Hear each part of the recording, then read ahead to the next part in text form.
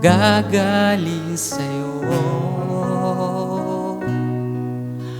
Ako'y nagtitiwala sa'yo. Salita mo ang tanging sandigan ko. Minsan pa mga kapatid, oh hallelujah, wala sa'yo kalakasan ko gagaling sa'yo. Ako'y nagtitiwala sa'yo. Salita mo ang tanging sandigan ko. Kahit anumang panahon, mabigat pa ang aming sitwasyon, ikaw lamang ang sandigan, Panginoong Jesus. Kahit anumang panahon, mabigat man ang maging sitwasyon, ikaw lamang ang sandigan, Panginoong Jesus.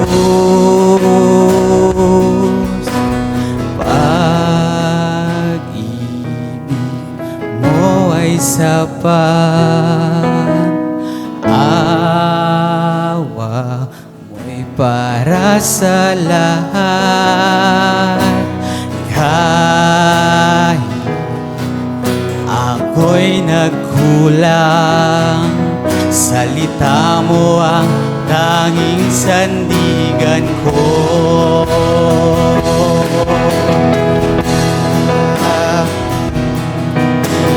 Mo ay sapat,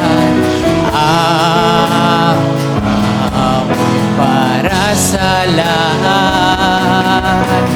Kahit ako'y nagkulang, salita mo ang tanging sandigan ko. Kahit anumang panahon, mabigat man ang maging sitwasyon, ikaw lamang ang sandigan, Panginoong Jesus.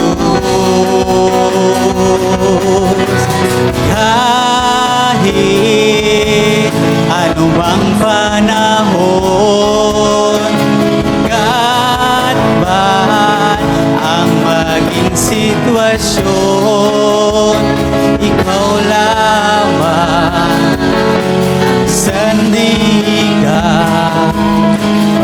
Panginoong Jesus. So Panginoong Jesus, ikaw lamang ang aming sandigan, O Lord, sa lahat ng ginagawa mo, O Lord God. Patuloy mo kaming pinapalakas, patuloy mo kaming binibigyan ng buhay sa pag-ibig na binigay mo sa amin, sa tiwala. Maraming salamat, O Lord. Oh hallelujah, oh hallelujah. Yes, so Lord God, nandito ang aming buhay at patuloy kaming magtitiwala sa iyo. Patuloy kaming dedepende sa iyo, Panginoon, sa presensya mo, sa pag-ibig mo, Lord God. Lord, I pray for our family, O Lord God. Naturuan kami magtiwala sa iyo, Lord God. Ikaw ang maging sentro ng aming mga buhay. sa aming workplace, O Lord. And even sa lugar na ito kung saan ka namin itinataas, Panginoon, be with us, O Lord God. Kasama ka namin, Panginoon, sa lahat ng laban namin sa buhay. At patuloy kaming magtitiwala sa iyo. So, hallelujah. Hallelujah, hallelujah.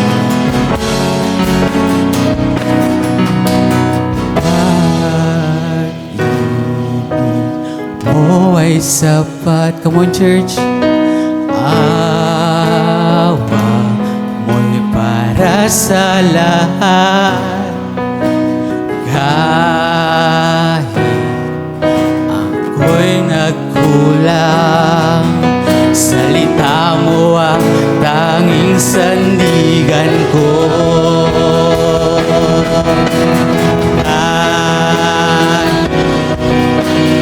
O ay sapat, awa para sa lahat. Kahit ako'y nagkulang, salita mo ang tanging sandigan. Salita mo ang tanging sandigan ko. Salita mo ang tanging sandigan ko. Hallelujah. Tunay nga, Panginoon, na ang mga salita mo ang aming magiging sandigan, O Lord. Oh, hallelujah. Ang sarap magpuri sa ating mga Panginoon. And di ba, we can feel the blessing, we can feel all the love. So join us as we once again praise the Lord. Di makangamba sa kawalan, pagpapala mo'y laging laan. Di matatakot sa panganib, pagkat naririyan ka palagi. Di matitinag sa pagsubok, ang pagsama mo'y iyak at lubos. Di masisigil sa pagkawi, pagkat ikaw ay mabuti. Pagkat ikaw ay mabuti.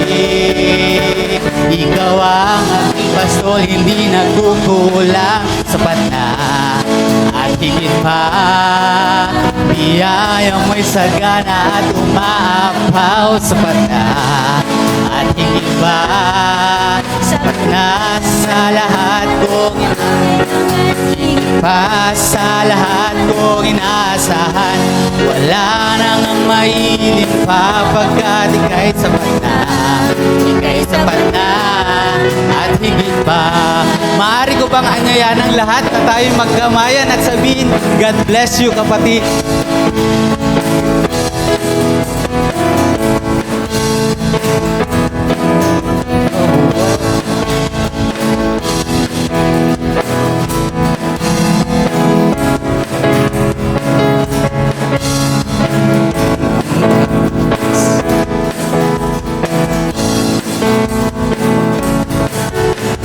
Nangangamba sa kawalan, pagpapala mo'y laging laan. Di matatakot sa panganib, pagkat naririyan ka palagi. Di matitilag sa pagsubok, ang pagsama mo'y iyak at lubos. Di pipigil sa pag-awi, pagkat ikaw ay mabuti. O napakabuti. Ikaw ang aking pastol, hindi nagkukulang. Sapat na at higit pa, biyaya mo'y sagana at umaapaw. Sapat na at higit pa, sapat na sa lahat kong pangangailangan. Higit pa sa lahat kong inaasahan. Wala nang mahiling pa, pagkat ika'y sapat na. ika'y sapat na. Ikaw ang aking pastol, hindi magkukulang. Sapat na. Come on, church! Iyayang mo'y sagana at umaapaw. Sapat na at higit pa. Nasa lahat ko pangangailangan, higit pa sa lahat kong inaasahan. Wala nang ang mahiling pa, pagkat ika'y sapat na. Ika'y sapat na. Wala nang mahiling pa, pagkat ika'y sapat na. Ika'y sapat na. Wala nang ang mahihiling pa, pagkat ika'y sapat na. Ika'y sapat na at higit pa. Yes, oh hallelujah. Tunay nga Panginoon na sa amin ikaw ay sapat na at higit pa sa aming mga buhay.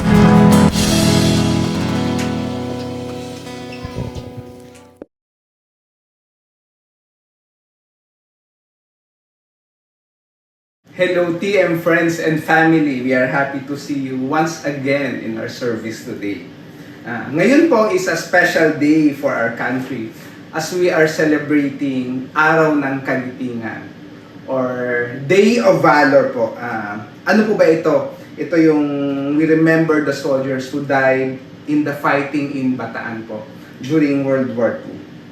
We are reminded again to continuously ask the Lord and pray for peace in this world.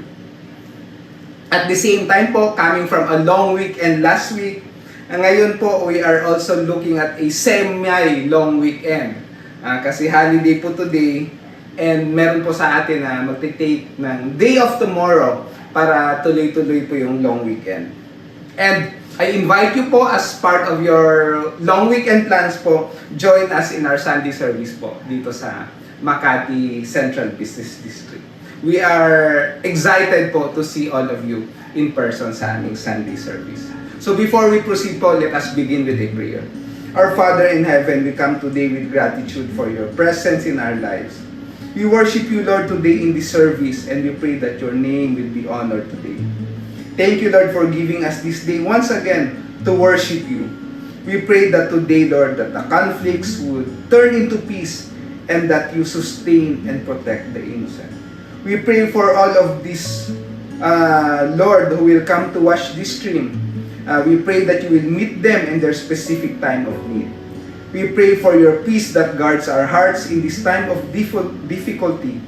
We come this day to honor and worship you. All of this we pray in Jesus' name. Amen. Last Sunday po, we celebrated and remembered the Resurrection Sunday po. A day po where we celebrate yung muling pagkabuhay ng ating Panginoon po. Yun po yung culmination ng kanyang earthly ministry. And today po, we will start on a new series which looks back at the, rewind po tayo, early part of his ministry. In this three-part series, we examine the temptation of Jesus recorded in the Gospel of Luke. We'll gain a better of what it means to be tempted, what form of temptation can take, and how to respond like Jesus when we encounter temptation. Before we continue po, what do we mean by temptation? Ano po ba? Sige po, you guessed it right. It is a very popular word. Sanay na tayong marinig at most probably alam na rin po natin anong ibig sabihin. Ang ibig po sabihin nito is it comes from the Middle English temptation, meaning testing, enticement to sin, na hiniram din po from the Anglo-French word tentation, na hiniram din po from the Latin temptation. So, yun po ang ibig sabihin, enticement po to sin. Suggesting po the action of testing or probing a person's integrity. Simply put, it is a desire to engage in actions that are often undesirable, unwise, or violation of moral and religious standards. Many times po, we use it in light situations. For example, bawal yung fatty foods. Pero pag andyan na yung crispy pata or any deep fried food, sinasabi natin natitempt tayo kumain kasi andyan na sila. In this context po, tama din po yung use of the word tempt as it signifies unwise decision based po doon sa guidance na binigay sa atin. Today po, we will share on the account recorded in Luke chapter 4 verses 1 to 4. We will look po into this account po ni Jesus, yung kanyang first temptation po dito sa account na to. So we read po, "Then Jesus, full of the Holy Spirit, returned from the Jordan River. He was led by the Spirit in the wilderness, where he was tempted by the devil for 40 days. Jesus ate nothing at all that time and became very hungry. Then the devil said to him, 'If you are the Son of God, tell this stone to become a loaf of bread.' But Jesus told him, 'No, the scriptures say, people do not live by bread alone.'" Ano po yung background ng text na to? 4 verses lang po siya. Balikan po natin ano yung background na to. Unang-una po is that Jesus po was led by the Spirit po. So, ito yung time na kakabaptize lang po kay Jesus and niled po siya ng Holy Spirit. So, in this context po, the temptation is not an accident po, but a divine appointment where Jesus is led by the Spirit into the wilderness. Ano po ba yung setting? Since sa wilderness na, ito po yung setting. So, ano po ba yung wilderness? Lalo po sa lugar na yon, hindi lang po usually, common po yung dry and parched land.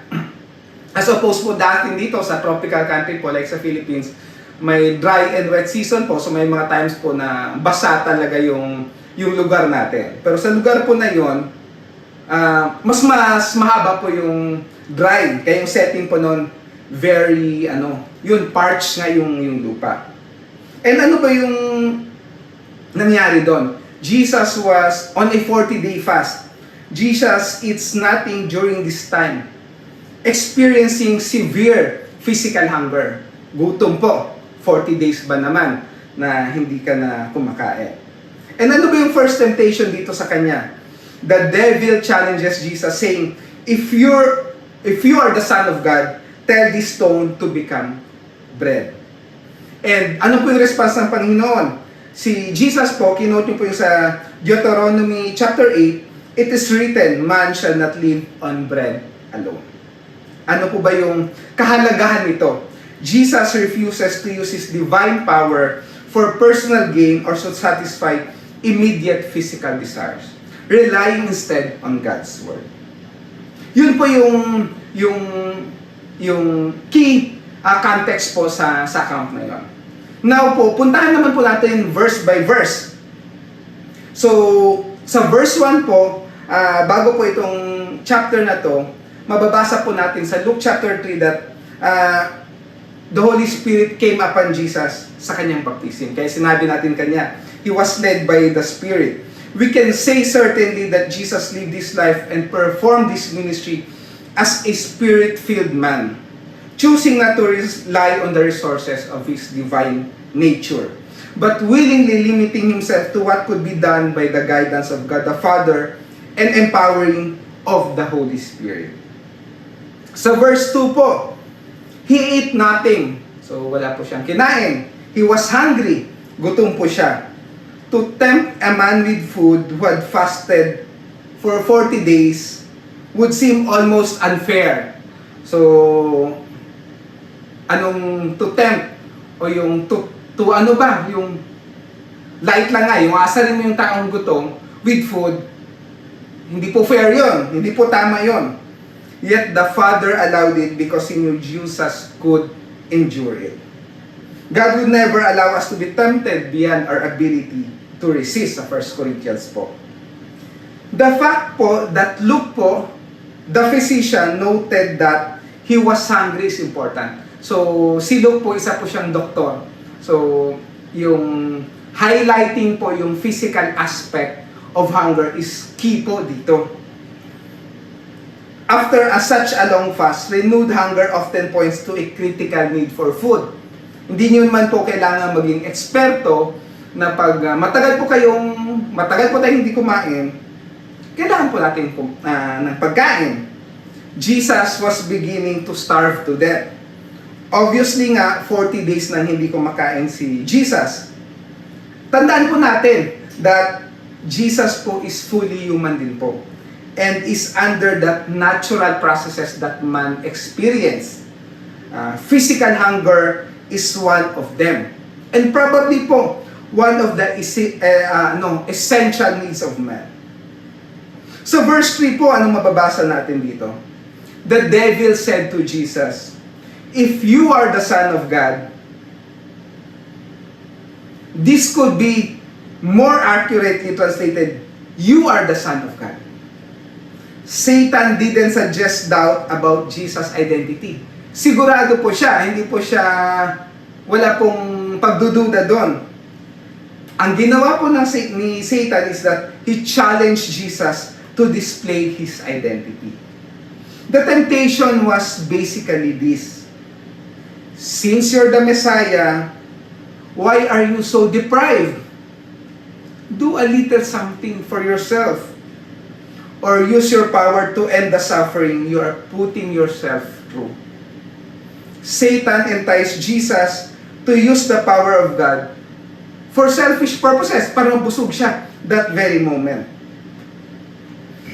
The temptation to eat something inappropriate worked well with the first sinless man. Si Adam po yon sa Genesis chapter 3 verse 6.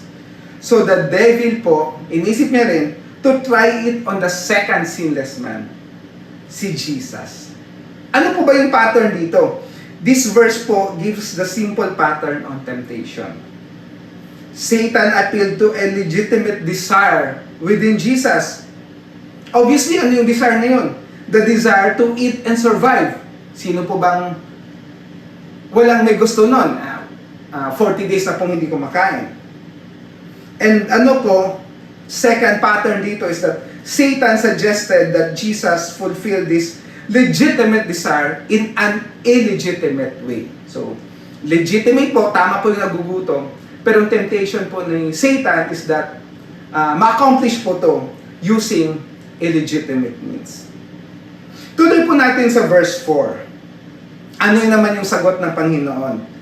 Jesus countered Satan's suggestion with scripture. Kaya sinabi natin kanina, kinote niya yung Deuteronomy chapter 8 verse 3. What Satan said made sense nga. Why starve yourself to death?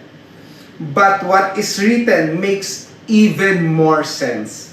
Jesus reminded Satan of biblical truth that every word of God is more important than the very bread we eat. The reminder of Jesus in verse 4 is also the reminder for all of us today. We do not live by bread alone. In Matthew chapter 6 verse 11, we read in the prayer exemplified by Jesus, "Give us this day our daily bread." Ano po bang ibig sabihin nito? This means asking God for daily sustenance, covering physical needs and spiritual nourishment. It signifies daily dependence on God rather than hoarding, embodying trust, and sharing resources. One author wrote, "Man does not live by bread alone" is a reminder to the nation of Israel in the wilderness. The meaning of "man shall not live by bread alone" is best understood po in the context of Israel's desert wandering experience. Kaya kinote ng Panginoon doon yung sa Deuteronomy chapter 8 po. Yun po yung background na yun.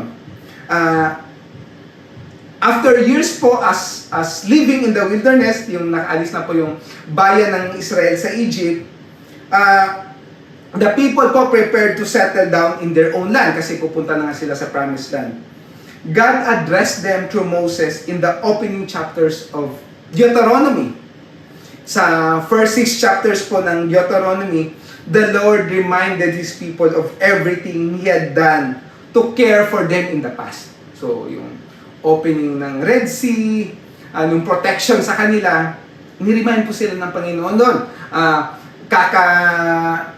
Celebrate lang natin ng Holy Week. Nung bata po ako, lagi ko pong napapanood yung Ten Commandments, yung Cecil de Mils po. Very vivid po doon yung paglabas ng bayan ng Israel from Egypt. Balikan niyo po yon, free po ata yun sa YouTube. Then he began to warn the Israelites of potential dangers in their future. In the next chapters po sa Deuteronomy, God focused on prosperity as a severe threat that could lull them into a sense of self-satisfaction. Ganun naman po, dati po, ngayon po. Okay po, okay yung maayos po, abundant, prosperous, it would give us a sense po of self-satisfaction. Israel was never to forget the 40 years of God's care in the desert, when Yahweh alone had provided food to eat, clothing to wear, and sandals that never wore thin. In their new and prosperous state in the land flowing with milk and honey, they might begin to feel self-satisfied. Kasi yun po description sa Promised Land, flowing with milk and honey. As if somehow they had obtained all these blessings in their own strength. In the wilderness po, God had humbled the Israelites by letting them go hungry. Then He fed them with manna so that they would have to depend on Him alone for daily provision. Ano po ba yung manna? Manna was a type of food that was previously unknown. No one had ever made manna before. So ano po ba yung common sa pagkain? Di ba po, tinatanim natin, gino-grow. Ngayon po, kahit po sa time nila noon, alam po ng tao paano yung process ng kanyang food po. Ano pong pinagdaanan ng kanyang food. Pero yung manna po, hindi po alam ng tao paano nag-appear po o nag-exist yung manna. Kasi po, yung manna po is galing po directly sa Panginoon. Ano pong sinisimbolize ng manna? This food symbolize God's intervention to sustain their lives.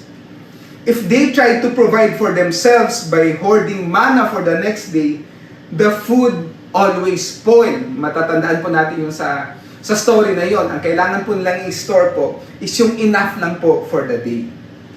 Each day and each step of the way, the people had to be fed by Yahweh. Through this wilderness test, the people of Israel came to understand that their survival did not depend on one of God's gifts alone, whether bread or manna, but on every word that came out of the mouth of God. Their existence depended on obeying every single one of God's commands. Yun po yung context ng sinabi na to ng Panginoon sa first temptation. Allow me po to share 2 points today. Life po is more than the material and physical. Of course po, material necessities are important. The fact po that we are made of flesh, blood, bones, and other biological components. Kung merong masakit sa katawan natin, nagpapacheck up tayo sa doktor, and we take our medicines. We strive po in many aspects of our life so we can have, quote-unquote, a better life. And many parts po of this better life are material and physical po, whether we admit it or not. But Jesus' reminder is this: it is not just food that gives people life. It is not just the material and the physical that makes up this life. Without God's divinely given word, food may not be available. It is not by bread that we live alone, but by everything that comes from the mouth of the Lord. That is anything and everything that God chooses to give us. God alone is the real source of life, and everything in that life for His people. He is our all in all. Material po, necessities, for example po, bread, are important. Ibang bagay po sa buhay natin, important po, don't get me wrong on that po. But spiritual sustenance, obeying and trusting God's word, is essential for sustaining true life and finding meaning. And God po, again, also pours out material blessings to us. Let us be reminded that we owe our blessings and prosperity to God's divine provision.